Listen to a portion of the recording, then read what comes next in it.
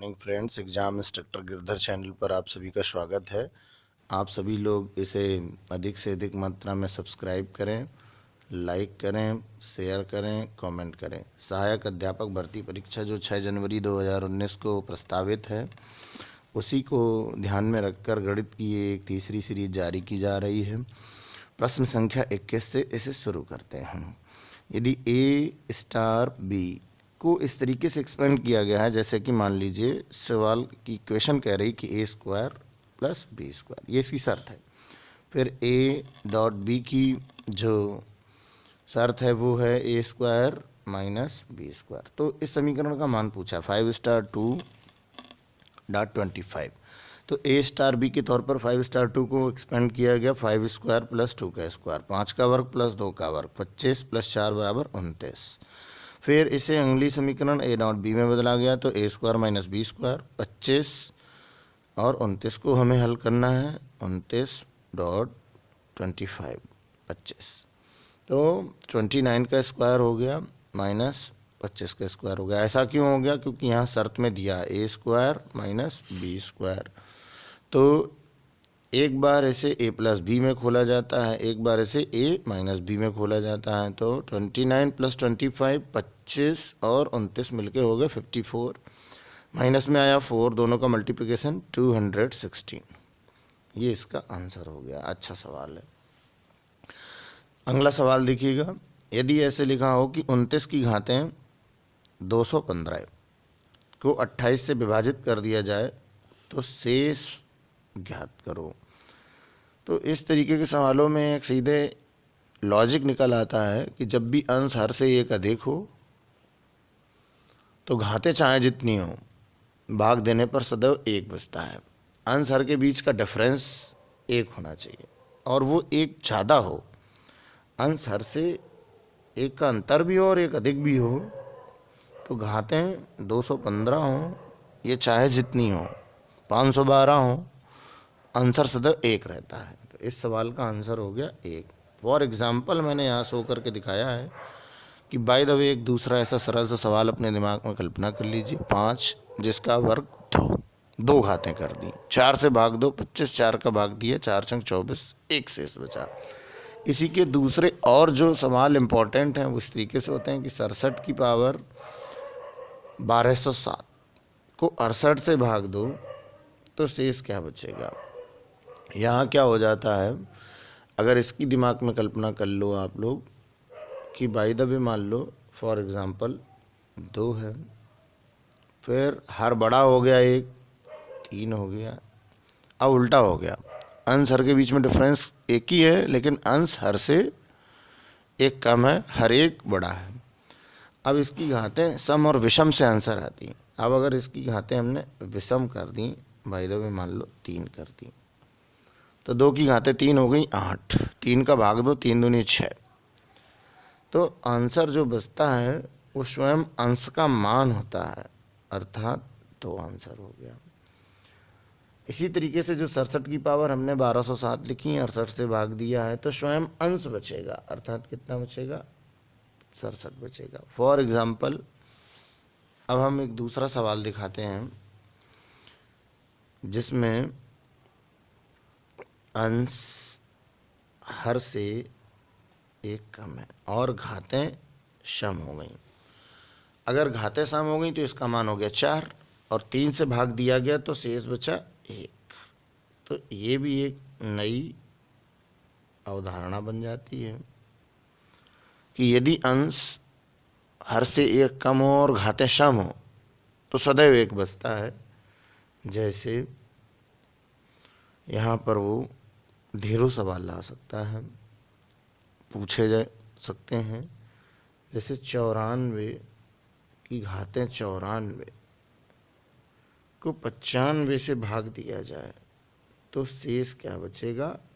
साथियों 1 बचेगा। क्यों? अंश हर से एक कम है और घातें सम है। 944 भी कर दें, सम बनी रहे तो भी आंसर एक ही आएगा। अगर घातें विषम हो जाएंगी तो स्वयं अंश बच जाएगा। फॉर एग्जाम्पल एक सवाल यहाँ पर मैं देता हूँ। जैसे मान लीजिएगा आप लोग 26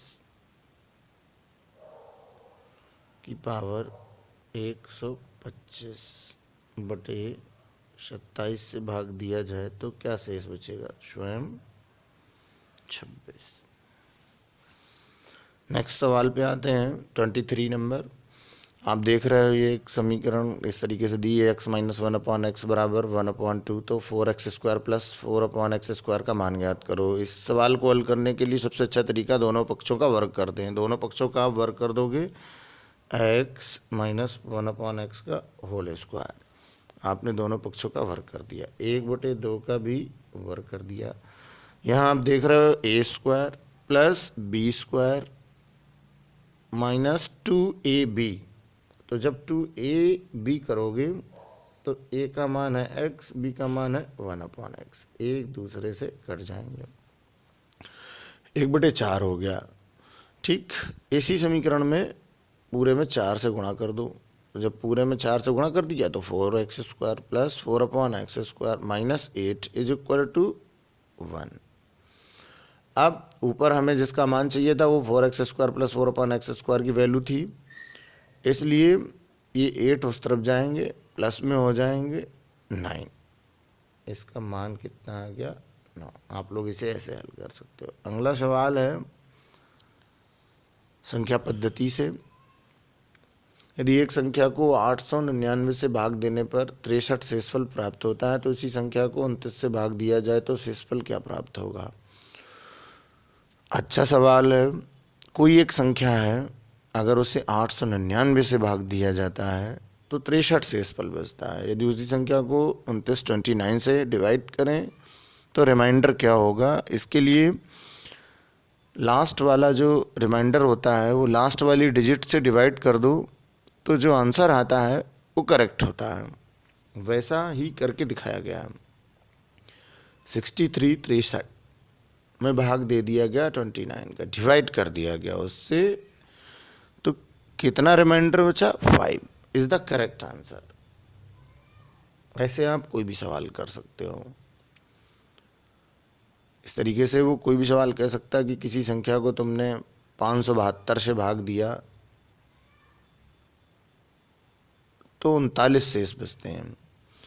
इसी संख्या को 19 से भाग दोगे तो शेष क्या बचेगा? तो 39 39 में 19 का डिवाइडेशन कर दीजिएगा तो 19 दूनी 38, एक बचेगा तो एक आंसर हो जाएगा। इसी तरीके से अगला सवाल देखिएगा आप लोग 25 नंबर। ये वर्गमूल घनमूल का सवाल है। क्यूब रूट की वैल्यू दी हुई है अंदर, इसे आपको सॉल्व करना है। इस तरीके के सवाल पिछले वीडियोस में भी दिए जा चुके हैं, आप सभी को इनको अभ्यास करते रहना चाहिए। क्यूब रूट में माइनस की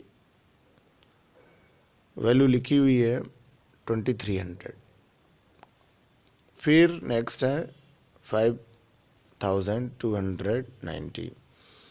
इसको सॉल्व करना है तो मैंने 230 एक ज़ीरो उस तरफ एक्स्ट्रा में कर दिया और इसे ब्रेक कर दिया, क्योंकि ये 23 का वर्ग होता है 529। 23 गुणा 23, एक ज़ीरो उसका एक ज़ीरो इसका। इस तरीके से ये 230 गुणा 230 गुणा 230 ट्रिपल पे इसमें सिचुएशन में आ गया तो एक बाहर निकल आएगा, क्योंकि माइनस की है इसलिए आंसर माइनस पे बना रहेगा।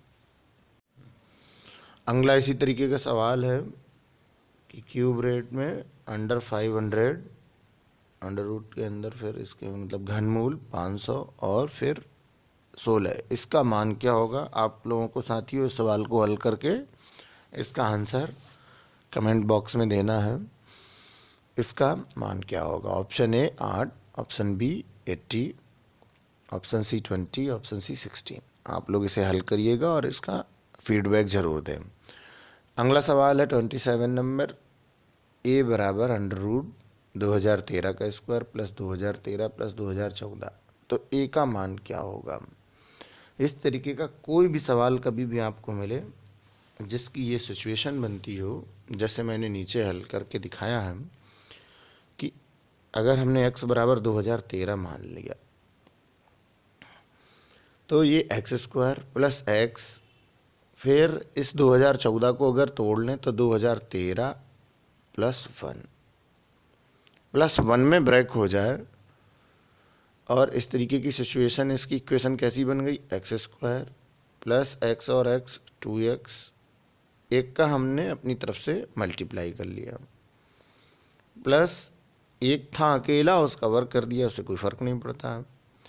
तो ये A square plus B square plus 2ab बन गया, अर्थात अंडर रूट के अंदर x प्लस वन का होल स्क्वायर हो गया, बाहर निकल के आएगा x प्लस वन, आंसर हो गया 2014। आप लोग इसे ऐसे भी समझ सकते हो कि जब भी सीक्वेंस क्रम में लिखा हो तो जो आखिरी में लिखा है वही उत्तर हो जाता है। जैसे मैं लेटेस्ट का सवाल बनाता हूँ, अंडर रूट के अंदर 2018 का होल स्क्वायर प्लस 2018 प्लस 2019, इस सवाल को हल करोगे तो आंसर आ जाएगा 2019। ये एक शॉर्ट ट्रिक भी है, आप लोग इसे अच्छे से याद कर लें। शिक्षक भर्ती परीक्षा में इस तरीके के सवाल पूछे जाने की एक संभावना बनती है, इम्पॉर्टेंट भी है। नेक्स्ट में आइएगा, बहुत अच्छा सवाल है। किसी बहुभुज के सभी अंतःकोणों का योगफल 1440 है, इस बहुभुज की भुजाओं की संख्या ज्ञात करो। इस बहुभुज की भुजाओं की संख्या क्या होगी? तो किसी समबहुभुज के कुल अंतःकोणों का जो योगफल होता है उसका फार्मूला होता है n-2 इंटू पाई। पाई का मान 180 होता है, मैंने वहाँ नीचे रखा है, आप लोग देखिएगा। फिर इससे इसे भाग दे दिया, काट दिया, कितनी मार गया, 8 भर गया, 2 उस तरफ जाएंगे, 8 और 2 10 हो गए। इस तरीके से इसके सारे सवालों को आप लोग हल कर सकते हो। n-2 इंटू पाई किसी बहुभुज के कुल अंतःकोणों के योगफल के बराबर होता है। आपने हल किया, आंसर आया 10। नेक्स्ट, डाइस, पांसे और प्रोबेबिलिटी का सवाल है, बहुत सरल है। एक या दो सवाल पूछे जाने की एक प्रोबेबिलिटी ही है। मे भी आपकी परीक्षा में से पूछा जाए, एक पांसे को एक बार फेंका जाता है तो उसमें अभाज्य संख्या आने की प्रयत्न ज्ञात करो। एक पांसा डाइस में टोटल नंबर्स कितने होते हैं? 1 2 3 4 5 6। उसमें कितने प्राइम नंबर्स हैं यहाँ आपको दिखाए गए हैं कि 1 से लेकर 6 तक में जो प्राइम नंबर है, पहला वो है 2, फिर है 3, फिर है 5। इनकी संख्या हो गई 3 कुल। प्रायिकता का मतलब है संभावना बटे नीचे कुल मान, तो कुल वैल्यू है 6, कुल अंक है 6, संभावित मान है 3, 3 बटे 6 बराबर 1 बटे 2, करेक्ट आंसर।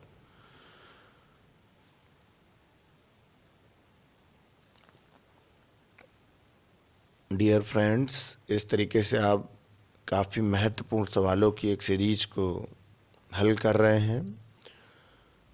आप सभी इस तरीके के अन्य सवालों को भी हल करने को यहाँ से सीख सकते हैं। नेक्स्ट सवाल है 29 के बाद 30।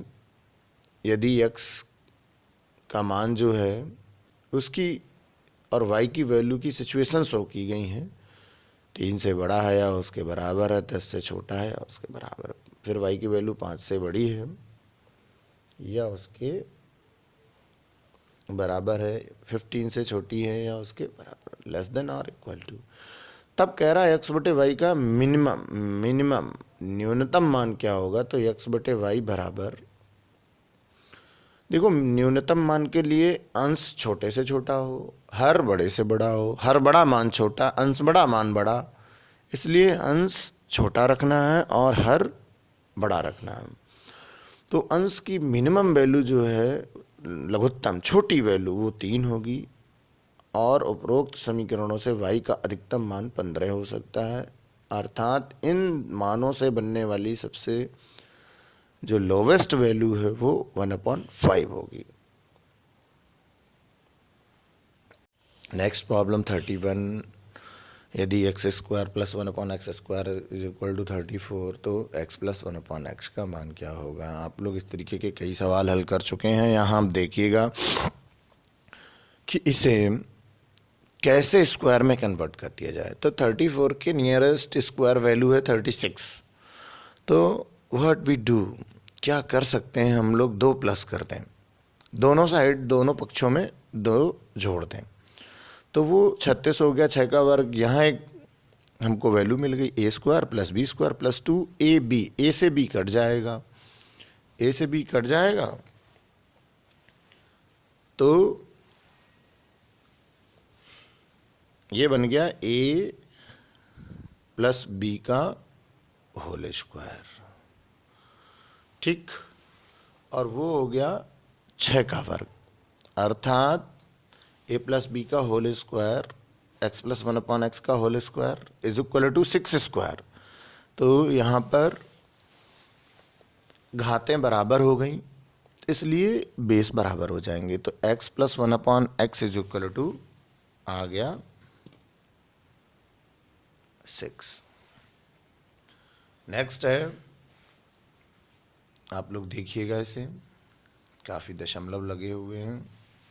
इस तरीके के सवालों को भी खूब हल करिएगा आप लोग।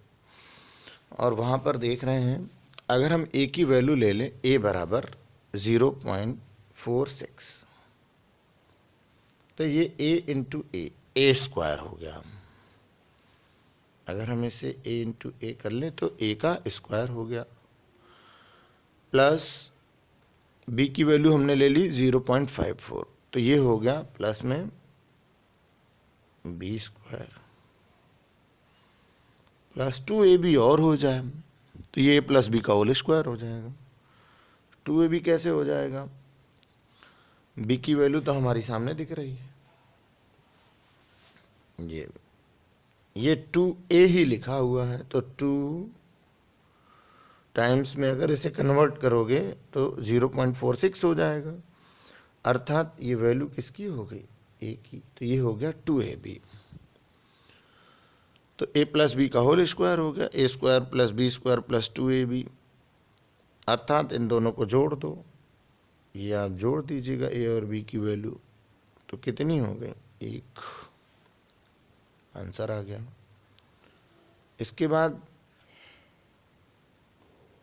33, 2 पूर्ण संख्याओं का गुणनफल 24 है, तो इन सब का न्यूनतम योग क्या संभव है। बहुत ही अच्छा सवाल है, बहुत ही सरल सवाल है, आप लोग खुद कल्पना करिएगा। अगर वैसे तो 12 दूनी 24, 12 और 2 कितने हो गए, 14।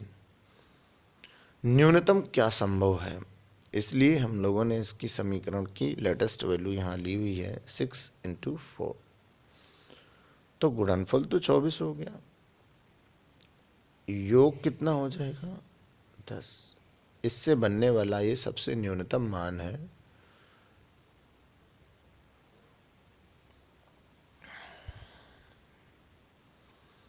नेक्स्ट सवाल है, एक समषट्भुज में विकर्णों की संख्या कितनी होगी। तो समषट्भुज में विकर्णों की संख्या का फार्मूला होता है n × n-3/2। समषट्भुज क्या, कोई भी ज्योमेट्रिकल फिगर जो रेगुलर है, समान है, उसमें नंबर ऑफ डायगोनल्स का फार्मूला यही होता है n × n-3/2।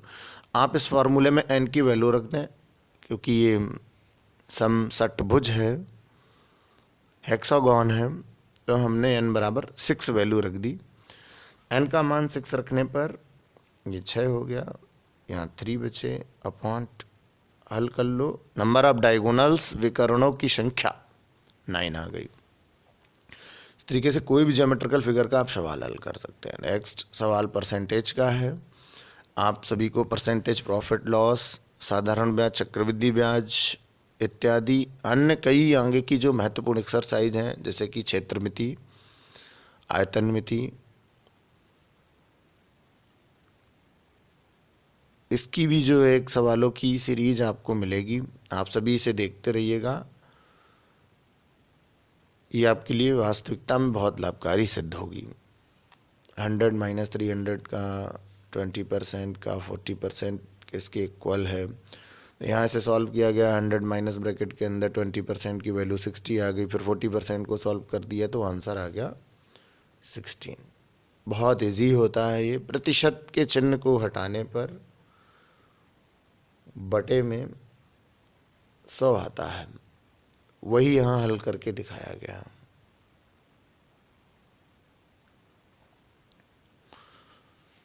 इसी से एक नया सवाल इस तरीके से पूछा जा रहा है आजकल। इस तरीके से कह देता है कि इसे हल करो। 40 का 40% का 40% किसके बराबर होगा? तो यहाँ इसे हल करेंगे आप तो 40 गुणा 40 बटे 100 आ जाएगा। इसे इस तरीके से हल किया, फिर आगे इसका को हल करने का प्रयास करेंगे आप। 40 बटे 100, इनसे ये कट गया तो यहाँ पर इसकी वैल्यू क्या हो सकती है आप देखिएगा। 4 चौको 16, चौको 64 में 10 का भाग दे दो, सर हो गया 6.4। नेक्स्ट सवाल इसी तरीके से है जैसे कि पीछे आपको फार्मूला बताया गया है कि एक समबहुभुज के सभी अंतःकोणों का योगफल 1080 है, तो उसमें भुजाओं की संख्या ज्ञात करो। तो कुल कोण का फार्मूला होता है n-2 इंटू पाई। तो योगफल आपको मालूम है 1080। 1080 is equal to n-2 into pi. Pi की वैल्यू रख दी 180। ओके, 180 आ गई है। अब इसमें से हमने इसे हल किया, 180 से इसका डिवाइडेशन कर दिया तो 6 टाइम हो गया। फिर n-2 इस तरफ रहा, 2 इस तरफ आएंगे, प्लस के हो जाएंगे, n बराबर 8 हो गया। फिर इसी में आगे बताया गया है कि अगर वो पूछ दे कि इस समबहुभुज के प्रत्येक अंतःकोण का मान क्या होगा, तो क्योंकि हमें भुजाओं की संख्या पता चल गई 8 है और कुल कोण की वैल्यू है 1080, 8 का भाग दे दीजिएगा उसमें से आप। तो अगर प्रत्येक कोण का मान पूछ दे तो इसी में 8 का डिवाइडेशन कर दो। 8 का डिवाइडेशन कर दोगे तो आंसर आ जाएगा 135 degree. Next question language based है। जैसा कि हमारी राष्ट्रीय पाठचर्या की रूपरेखा नेशनल कैरिकुलम फ्रेमवर्क 2005 हमारी भारतीय शिक्षा के एकीकरण के श्रेय और भारतीय शिक्षा के सुधार में इसके बनाने वाले अध्यक्ष प्रोफेसर यशपाल के द्वारा हर विषय और अन्य सभी समस्याओं के समाधान के लिए उन्होंने एनसीएफ 2005 में कई स्थितियां और परिस्थितियों के बारे में वर्णन किया है। नेशनल कैरिकुलम फ्रेमवर्क 2005 के अनुसार विद्यालय में गणित किन परिस्थितियों में पनपता है? क्रिएट कब होता है mathematics? How we create mathematics in our school environment. It's very necessary to attach with our life style. इसे अपने जीवन से भी जोड़ा जाना बहुत आवश्यक है। गणित बच्चों के जीवन के अनुभव का हिस्सा हो, इस पर पाठ्यक्रम और पाठ्यचर्या के निर्माण पर ध्यान दिया जाना चाहिए। तभी विद्यालय में गणित क्रिएट होता है, पनपता है, अन्यथा विद्यार्थी गणित विषय से डरने लगते हैं।